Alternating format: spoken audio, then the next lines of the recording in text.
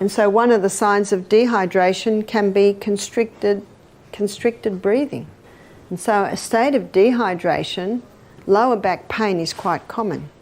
And we have found that you need 5 cups of water to make up for the dehydrating agents in 1 cup of coffee. So you just got to find out how to get it in. Today's video is all about how important water is for staying healthy and stresses how important it is for body processes to stay hydrated. Barbara O'Neill talks about how minerals like sodium help the body stay hydrated and compares the benefits of Celtic salt to those of regular table salt. She also talks about how being dehydrated affects different body functions and gives advice on how to use water on the outside of the body for therapeutic reasons, like putting ice on itchy skin to reduce inflammation and itching. Make sure to watch the entire video to learn how important water and minerals are for overall health and getting better from different illnesses. The second most vital element needed for life is water. You can go 3 minutes without oxygen. You can go a couple of weeks without water. I always say to people, how much water do you drink? And these are some of the answers. I don't like water. If I drink water, my feet swell. If I drink water, I'm going to the bathroom all day. Those last 2 answers tell me that the water's not getting inside the cell. So how do we get the water inside the cell? We have to go to the third most vital element needed for life, and that is sodium. The fourth most vital element needed for life is potassium. So let's go back to sodium. In nature, we find the highest amount of sodium in seawater, and seawater contains 92 minerals. Of those 92 minerals, 30%, approximately 30% is sodium, and of those 92 minerals, approximately 50% is chloride. Now, because sodium chloride take up the most amount, they're the first crystals formed when the water is evaporated. So what man does is he scoops up the first crystals formed, he bleaches them white, puts aluminium with it so that it runs freely, and there's your table salt. Table salt is a dangerous salt because we now have 2 very harsh minerals that if you were to inject both of those into the blood, you would die. There's 2 harsh minerals and they need all the other 90 to soften them and balance them. The highest concentration of mineral inside the cell is potassium. The highest concentration outside the cell is sodium. And in this bilayered membrane that is around every cell, there are sodium-potassium pumps. And these sodium-potassium pumps are ever going like this, maintaining the balance between potassium and sodium. But when someone's not eating enough fruits and vegetables, and that's where you get most of your potassium, and they're putting table salt on everything far too much, what happens now is sodium levels rise and potassium levels drop. There is a small amount of sodium in the cell, but when this happens, you see osmosis and diffusion happens when the highest concentration merges into the lowest. So now sodium levels inside the cell are rising, which they should not, and the cell swells. What's that called? High blood pressure. The doctor is right. Table salt will contribute to high blood pressure. There's a French doctor named Dr. Lelangri, and he's written a whole book on salt. He said, when people come to me with high blood pressure, I put them on Celtic salt. Why does he put them on Celtic salt? Because Celtic salt contains 82 minerals. It's a hand-harvested sea salt. So the minerals are in the Celtic salt in their balanced form. What about Himalayan salt? In many places, Himalayan salt is a lot easier to get. There's about 75 minerals. So it's pretty good. But I prefer the Celtic salt. And one reason is that the Celtic salt has 3 magnesiums. It contains magnesium chloride and magnesium bromide and magnesium sulfate. Magnesium is a water-hungry molecule, and this explains why the Celtic salt is such a moist salt, especially when we've had a lot of rain, because those 3 magnesiums absorb the moisture. And because magnesium is a water-hungry molecule, it can be used to help the water get into the cell. So when you take a crystal of Celtic salt, put it on your tongue, and some say, how big's a crystal? Well, if you've got high blood pressure, start small, about the size of a sesame seed. I don't have high blood pressure, so I might have about 3 times little sesame seeds. Put it on your tongue, your mucous membranes start absorbing the minerals, the magnesium is taken to the cell membrane, and you drink your water, and that magnesium pulls that water inside the cell. It's the quickest way to hydrate a body. The only time excess water drinking can be dangerous is if people drink too much at once and don't have the minerals that are in the Celtic salt to pull that water inside the cell. And ideally, we should be having approximately 8 glasses of water a day. Lining our gastrointestinal tract are villi. And on the villi is a receptor site. And that receptor site is to take the glucose through and into the blood. So on this villi, we've got a blood capillaries that go all the way through. Now in that receptor site is a carrier. And this carrier is designed to take the glucose through to the blood. But the carrier will not accept the glucose unless it comes with a molecule of sodium.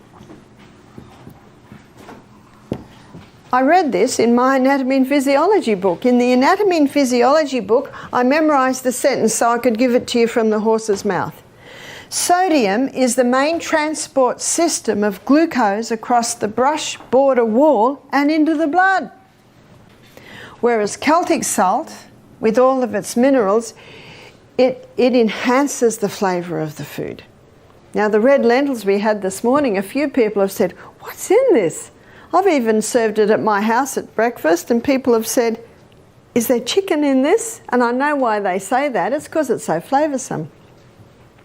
Well, it has a little olive oil, some herbs, nice if you can get fresh or Italian herbs, and some Celtic salt and a bit of turmeric. That's it. I rinse it very well. It must be rinsed well first. And I do that just before it's fully cooked. And yet, as you can see, it's delicious. See, I'm not interested in cooking up onions and garlic, and much as I love that in my lentils, I'll do that at lunchtime. But in the morning, I've got hills to run up and down, creeks to jump in. I'm not interested in being in the kitchen for a long time, and that's a very quick dish to make. So sodium not only is required to get the glucose into the blood, it's also required to get the water into the cell. So it's sodium. It's the 3rd most vital element needed for life. And you can get that information on the 4 vitals in any anatomy and physiology book, chemistry book, biology book. I'm just giving you the facts here. So as you can see, water is very important. But so is the salt. And again, the potassium is found in all your fresh fruits and vegetables. Calcium cannot get into the cell by itself. It needs vitamin D. When vitamin D is present, the calcium is pulled inside the cell. And remember, I showed you the other day that calcium's called the king because when it gets into the cell, all the other minerals piggyback on the back of calcium. Something else happens. I'd like to go back to this for a moment. When the magnesium's put on the tongue and you have the glass of water, or half a glass, a little bit later the other half glass, that magnesium pulls the water inside the cell. And in the bilaid membrane that is around every cell, there's a little motor. And when the water's pulled through the membrane and into the cell, it causes that little motor to start spinning. And the spinning of that motor gives us a unit of energy. So when you're feeling a little tired or maybe a little bit peckish mid-morning, have the salt and have the water and you'll get a little bit of a pickup. So when everyone's going outside to have their cigarette or their cup of coffee, you have your crystal of salt, your glass of water. Absolutely, if you're working in an office, go outside and find a tree. Remember what the trees are giving off? Life-giving oxygen. Breathe deeply from your abdominal muscle, and that blast of oxygen, remember what the oxygen does at the cellular level? Oxygen will give you 18 times more energy. We've looked at the inside of the workings of the cell a few times, and the way I explain it, it looks like there's one energy cycle per cell, but it is not true.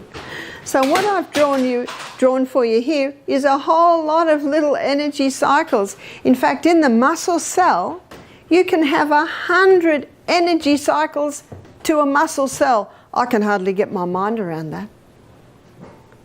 And that's why the saying that you will receive more energy than you expend on your morning walk, because each one of those little energy cycles will give 18 times more energy if enough oxygen is going into your body.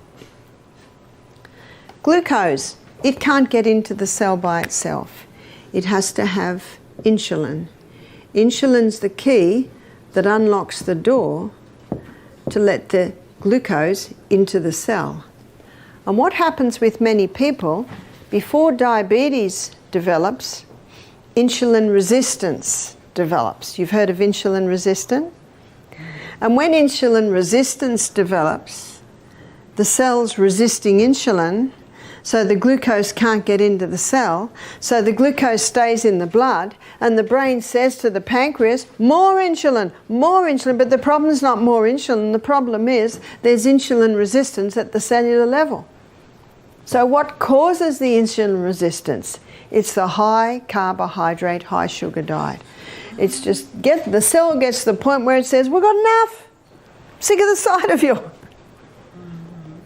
So how to recover from insulin resistance is to get the glucose, those carbohydrates right down. Get the fibre up, the good proteins and the healthy fats.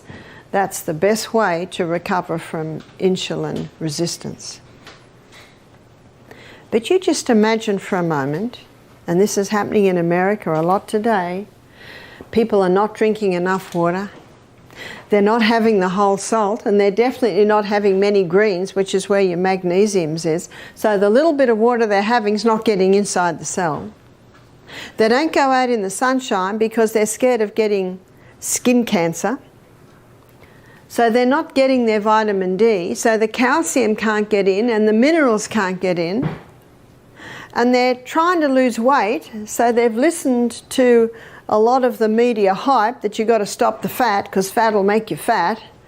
So they're on a high carbohydrate diet. Remember what fat will do? It'll give you satisfaction or a satiation, a full feeling. But if you're not having any fat, you just eat and eat and eat and eat and eat and eat. The whole packet of cookies goes, the whole chips go. There's not a sign in your body that says enough. It's the fibre, protein and the good fats that will give you that sign. So they're on a high carbohydrate diet, thinking that if they go fat-free, they'll lose weight. And can you see what's happening? The water can't get in, the minerals can't get in, the glucose can't get in, and the body says, what are we going to do? Because remember, this is the CBD of the human body. What are we going to do? And the body says, we've got one last thing up our sleeve. We'll just force it into the cell. That's high blood pressure. So high blood pressure can be a result of dehydration. It can be a result of mineral deficiency, magnesium deficiency. It can be a result of vitamin D deficiency. It can be a result of a high carbohydrate, high sugar diet. It can be a result of inactivity. So there's a whole lot of things that can come together to contribute to high blood pressure. That's why the detective hat has to be put on to find out why these things are so. And in some cases it'll be a bit of this one, in some cases a bit of that one, in some cases other things. And you saw from the first lecture, it seems a long time ago, doesn't it? Back to Monday. We looked at how genetics loads the gun, but it is lifestyle that pulls the trigger. So the cell, and understanding the workings of the cell, is paramount to understanding how these things affect the body. We have a book in our library, and I know we have it in the library here. It's by an Iranian doctor called Dr. Batman Geheldij. I think that's how you pronounce it. It's called One of the Body's Many Cries for Water. The second title to his book is He's Not Sick, He's Thirsty. The third title to his book is Don't Treat Thirst with Medications. His story is fascinating. I think it was in about the 70s or 80s. He was a political prisoner. And because he was a doctor, everyone came to him when they had problems. And all he had was water. So no matter what the problem was, he'd get them to drink a glass of water. He'd come and see them 15 minutes, he'd give them another glass of water. So usually in half an hour, they had 3 glasses of water. And he was just shocked at how the headaches are gone, the migraines have eased, the stomach ulcer pain had relieved, the asthma attack relieved. He only gave them water because he had nothing else. He just wanted to make, I guess, a show that he was doing something, and because he was doctor, they just drank their water. So he began to document what he was finding because it surprised him. He did not realise, he did not expect the water to have that much of an effect. I can't remember the period of time, but eventually the government changed and he was freed, and he said, look, do you mind if I stay a bit longer?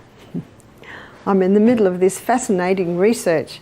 And he has presented his findings at medical conferences. He's presented his findings in medical journals, but it's not a very popular subject because you can't make much money out of water. Now you'll understand why the second title of his book is He's Not Sick, He's Thirsty, and Don't Treat Thirst with Medications. It was a fascinating book for me to read, and I'd like to take you inside and look at a few body functions and how they're affected by dehydration. So let's begin at the mouth. Did you know that in a state of chronic dehydration, too much saliva is produced? Some people think a dry mouth is a sign of dehydration. It is, and too much saliva can be a sign of dehydration. You see, when not enough water is going into the body, and how much water should go in? Let's do an assessment of that. So our kidneys, to know how much water should go in, we need to look at how much is coming out. So in our kidneys, we urinate out 1.5 litre loss. Now, a litre is the same as a quart. So I'm probably best, because I'm speaking to an American audience, to say quart loss. 1.5 quart loss. Out of the skin, it can be 0.5 of a quart loss. Out of the colon, 0.3 of a quart loss. And out of the lungs, it's about a 0.2 of a quart loss. So that equals 2.5 quart loss every day. So 2 quarts is 8 cups. So that's 10 glasses, 8-ounce glasses of water a day is lost out of the body. And we have no reserve tank on the back, do we? The only water that's going in is the water we take in.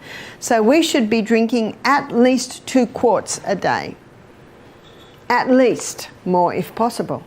Now at the moment, because you're having a steam sauna every day, I wouldn't be surprised if you've got a 0.8 of a quart loss coming out of your skin because you perspire profusely. The other half can come in your fruits and your vegetables, maybe your herb teas, vegetable juice through the day. So that's how much water we need. And Dr. Batman Geheldij, he showed that the first place that we feel that water loss If we're not replacing the water, the body goes into a form of drought management, and it releases a hormone to manage this drought management. It's called histamine. And if someone has an allergic response to something, what are they given? Antihistamines. You know the best antihistamine is just water. So the first place that water is taken from to try and maintain full blood volume in the veins and arteries is the lining of the stomach. We have a thick mucosal wall lining the stomach, and so now we've got a very thin mucosal wall. Now in that mucosal wall there's sodium bicarbonate, and the sodium bicarbonate is in the mucosal wall to neutralise any stomach acid that might try and get through, and basically protect against stomach ulcers. So what is a stomach ulcer? It's basically a breakdown of the tissues. Now let me give you a scenario here. It was probably about maybe 20 years ago, a couple of Australian doctors in Western Australia discovered that Helicobacter pylori caused stomach ulcers. You've heard of that theory? They even put Helicobacter pylori bacteria into some people's stomach and got stomach ulcers. So we had a man do our program from South Africa, and he and his wife came. He was not interested in being at our retreat, but his wife had paid the full amount, so he came reluctantly. And when I'm talking to him, he's about 57, he did not want to answer my question. He answered them abruptly and shortly. He wasn't annoyed at me. I know he was annoyed at his wife that he was even there. I said to him, "Do you drink water?" "Yep, 2 litres a day."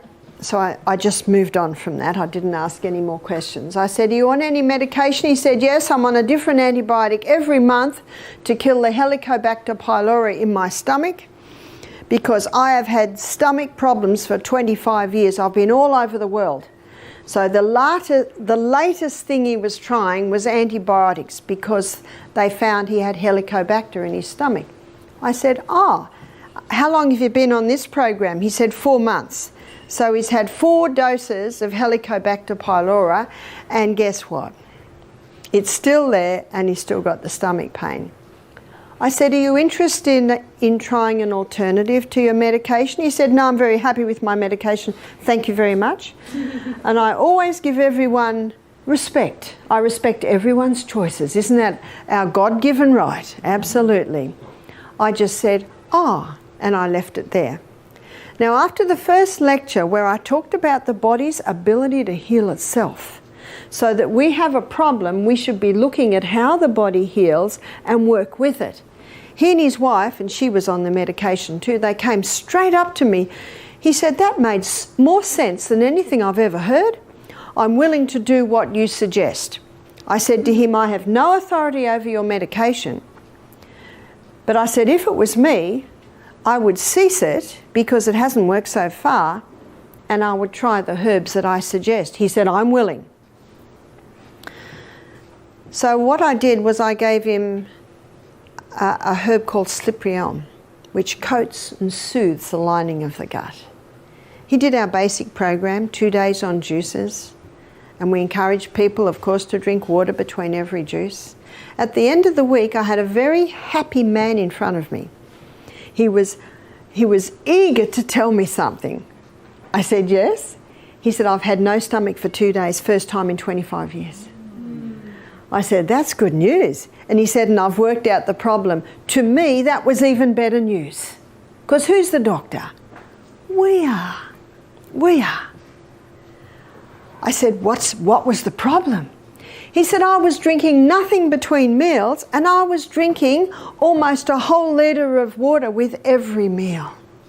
So I want to show you what was happening in his gut.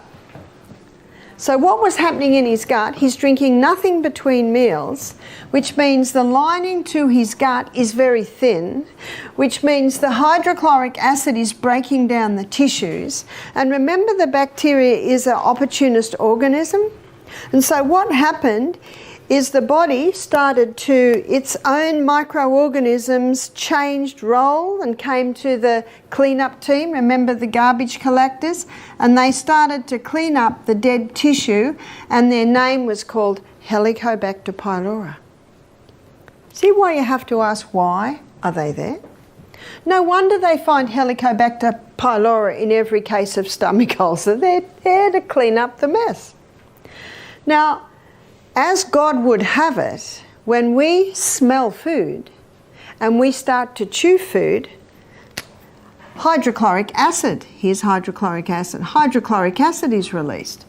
And hydrochloric acid connects with pepsinogen to release pepsin, which breaks down protein, but hydrochloric acid does something else. It's antifungal, antibacterial. And so it has the ability to wipe out these guys.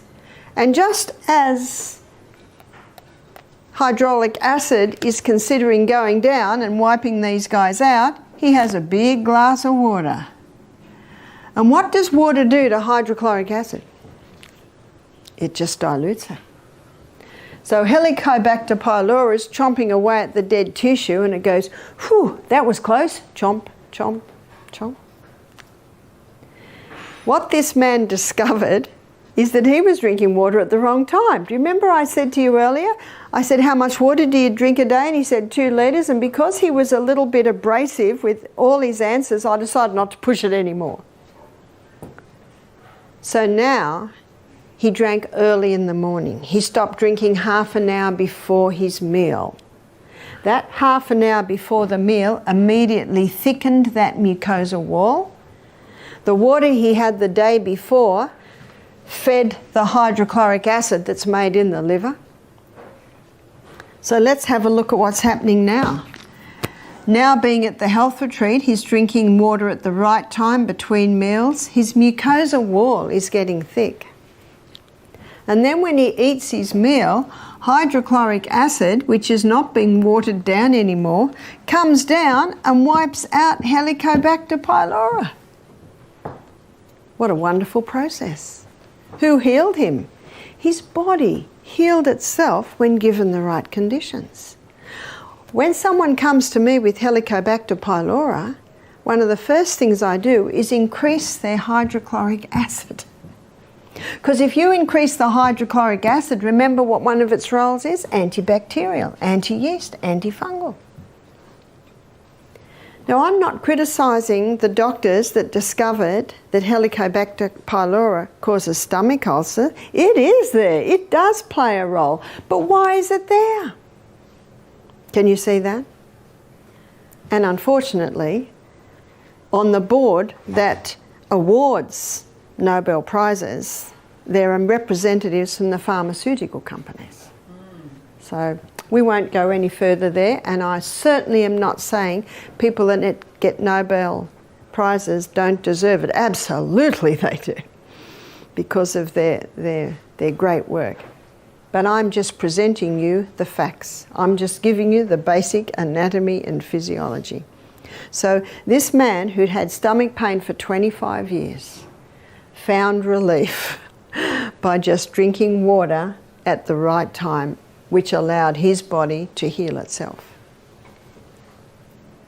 Dr. Batman Geheldhind, we'll call him Dr. B, he found the first place that we lose water is the lining of the gastrointestinal tract. He also found that if you go down the gastrointestinal tract, you come to the pancreas. And the pancreas releases 2 hormones into the blood to help balance blood sugar levels. That's your insulin and your glucagon. But if you're dehydrated, those hormones aren't being made as they should be. So people that are dehydrated, that can be a contributing factor to diabetes. He also discovered that there are hormones released from the pancreas to finalise digestion. So there's pancreatic lipase to finalise starch digestion. Fat digestion. There's pancreatic amylase. That's what finalises starch digestion. There's trypsin and chymotrypsin that finalise protein digestion. Now, they're all made out of water. If you don't have enough water, your your digestion will be compromised. At every stage, water is needed for every body function. So no wonder Dr. Beat entitled his book, when a person has a symptom of disease, he says, must be one of the body's many cries for water. That's the title of his book. Our brain cells shrink when they don't have enough water. Headaches are common when we don't have enough water. Negative thought patterns can develop when our brain cells don't have enough water. I can get my hand to go in and out like that without pain because around every joint there's fluid. And that fluid is synovial fluid, and it is 99% water. In a state of dehydration, the body can take some water from there to maintain full blood volume in the major arteries and veins. And so if I have pain in there, maybe it's called arthritis, but actually maybe it's just a state of dehydration. Our eyeball moves around in water, so we need water at every single step. Also, our lungs. Now, at the bottom of our lungs, I'll draw you a small picture of our lungs so that you'll understand this. So here's our lungs here. That's one lung. So your trachea splits and comes down, and then it splits again into little bronchioles. It's quite a process. And then at the end of every bronchiole, looks like a little bunch of grapes, but they're alveoli. So at the end of the bronchioles, you've got the alveoli, and this is where the gaseous exchange takes place. Over every alveoli, there's a little blood capillary network, and it is in that blood capillary network where the oxygen is picked up from the alveoli, and the blood drops the carbon dioxide and we breathe out. In every alveoli, there's a minuscule droplet of water.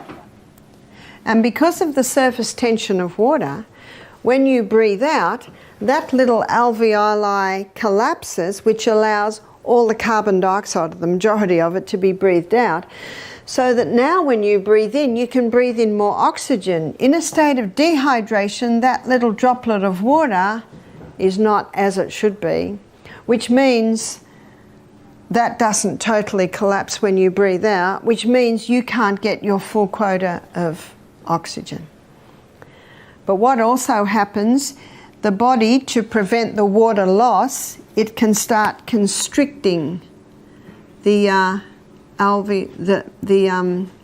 little bronchioles so that we don't lose water. And so one of the signs of dehydration can be constricted breathing. The blood gets very thick in dehydration. Our blood needs to be nice and thin so the heart can pump it easily, so that the little filtering units in our kidneys can filter it with ease.